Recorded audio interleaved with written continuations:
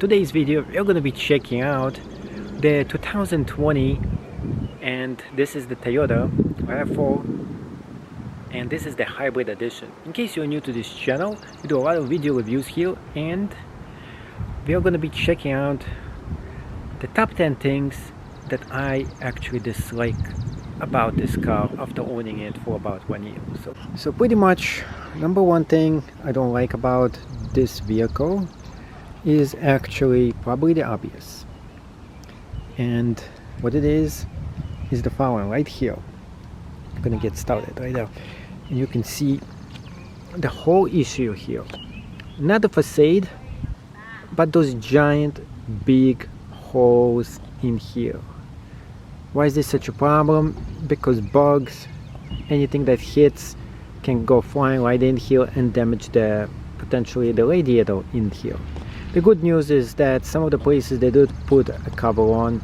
I really think that they should have rethought this, and the issue goes all the way down in here as well. In fact, this is even worse. There was nothing here to help this from any damage, and you can see it right there that this is not a good thing. The next issue that I have with this vehicle is actually the glass. So the first 2 weeks that I owned this, the glass shattered, broke right about here. I had to replace this whole entire windshield. Thankfully I got OEM part, and it is almost brand new. And a third thing I want to show you here, and this is actually third and fourth, actually I would make it the third thing, is this concave right here. Talking about concave, you can see that this is huge, this whole gash over here, and you get a lot of all kinds of junk fills up over here all the time, and I have to clean it up. Talking about not made very well, you can see right here, this fell out right when I got this. In fact, this part was so cheap that it broke off. I don't know if this is something that happened to your car or just I had a flux. I don't like it. That's number 3 right now. Number 4, I don't know if you can see this, it's the paint. This car has the worst paint job in black that I ever had. I had other black cars, I have other black cars right here, and you can see right there I have another one which is black too. Let's walk over to this. Take a look. So the black on this one doesn't have the same exact issues, and it's really hard to tell right now because of the green thing on it. But the problem I'm having with this car is that it just gets so dirty, but it doesn't look good as in dirty. So on the Subaru it kind of blends in. With this one it just looks like dirt. Maybe this is kind of the black thing in here. It's just the kind of the way the black actually looks on this is just not presentable well. I think we're up for number 5, mirror issue. Concave right here, distortion coming from this one, which is not supposed to happen. In fact, the other mirror on the other side is doing exactly what it's supposed to be doing. This one is not. I have had a lot of vehicles. This is the worst concave issue. It makes me actually dizzy, not liking it at all. I think we're up for number 6 is the tires. You can see right here. They are not good size for this car. They should be a little bit bigger. You can see right here as well. This car looks big, oversized compared to the tires. Bad choice of tires. The good thing about this, the only good thing, same tires, same size as the Subaru. So maybe I should flip the rims of this one and put the Subaru rims right on it, because they're so much cooler looking. I think we're up for next one. I think it is number 7. The biggest issue. doesn't open. And that is so annoying. Why doesn't it open? Pretty much one of those annoying things, you have to have this open, all four unlocked in order for you to open up the trunk. That is just annoying. Number 8 is the roof rims for the storage rack. The problem with this is exactly what it is. You can see how it goes. This is not the right way to make a storage rack on it. Not only it looks soggy, it's also very hard to clean snow and other debris right off of it. The way it's supposed to be made is right here on the Subaru. You can see how it's made exactly right. So it's supposed to have this hole that goes right through this, and you can tell that this is done exactly how it's supposed to be actually done. Another thing I don't like about this, the vehicle, is pretty much the back.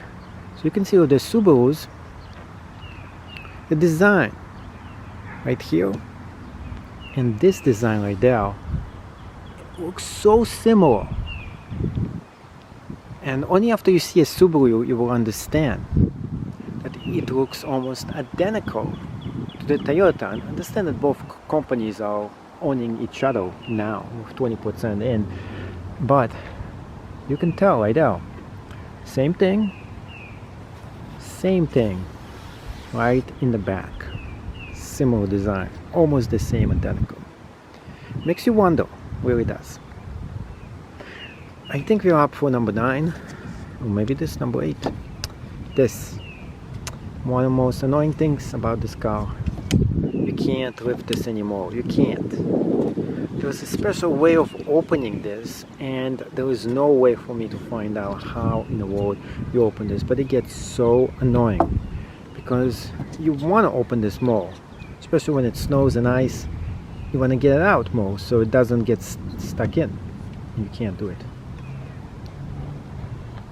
Hop in to the inside. What is the problem with the inside? Number 1, actually, I think it's number 9 now, is that there is no eject button here. What am I talking about? Well, there is the eject here for the fuel, there is one for the front, there is none to eject the back. And it is a problem. I can't eject the back. I can't open the trunk. There is no emergency button here. And it is super annoying. Number 10 of this car.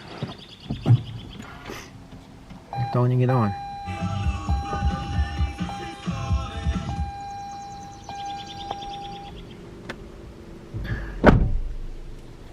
Right now.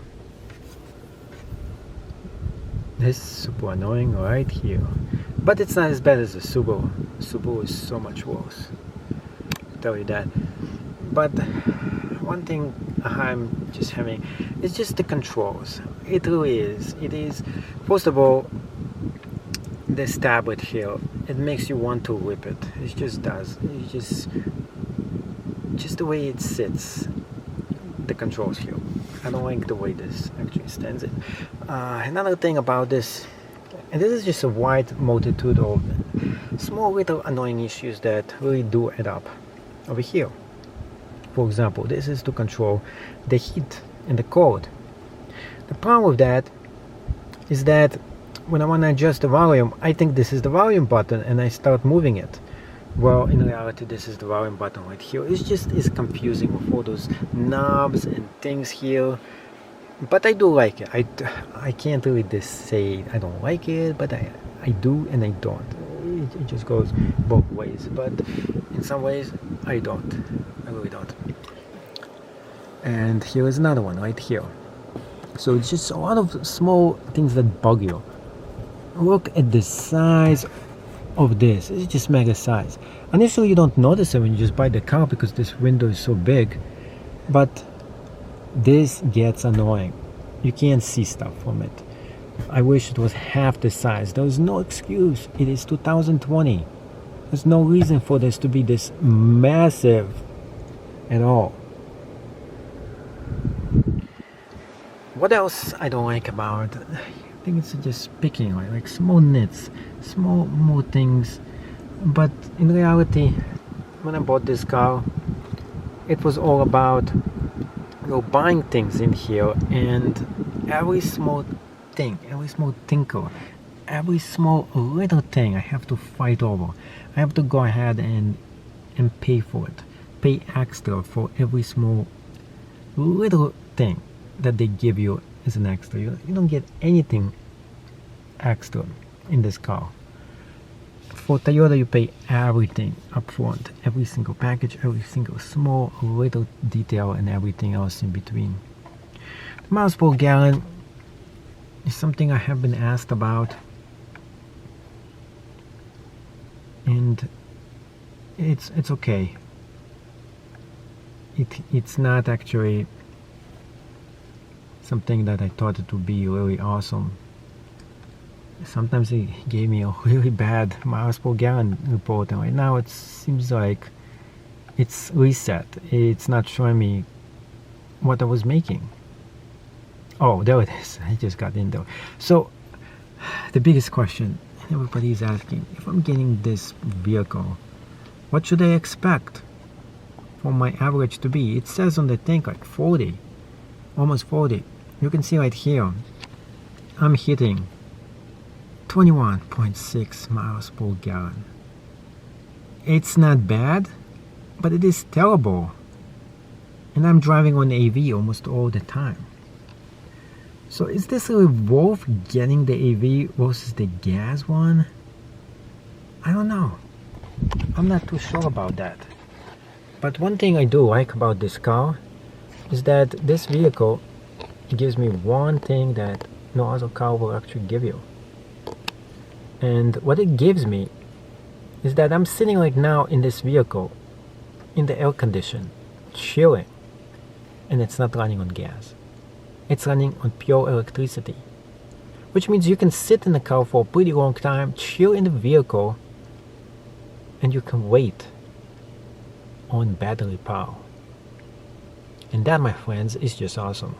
So although you hold a lot of criticism about this vehicle, it's not like I hate it.